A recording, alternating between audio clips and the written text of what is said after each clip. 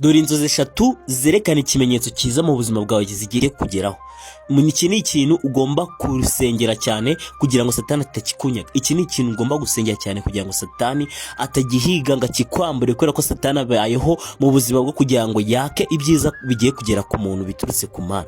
Inzozi za mbere arizo tugiye gutangiraho: kurota urya amagi. Ese ushaka kwibaza ngo kurota urya amagi bisobanuye iki? Kurota urya amagi ni ubusobanuro ko hari ikintu kiza imbere, cyangwa se twakwita umugisha udasanzwe ugiye kugeraho mu buzima bwawe. Ushobora kuba utari ufite akazi ugiye kubona akazi, ushobora kuba wifuzaga kujya hanze akaba ari cyo gisobanura yuko ugiye kujya hanze, ushobora kuba wifuzaga gushinga business yawe bwite udakorera umuntu runaka ukaba ugiye kwishingira business yawe runaka. Mbese kurota amagi ni ikintu gisobanura ikintu bijyanye n'akazi cyangwa umugisha runaka ugiye kuza imbere yawe. Gusa nanone ujyanye no kuby'akazi, mu gihe urose izi nzozi ujye umenya yuko ari ubusobanuro bwiza bugaragaza umugisha imbere yawe.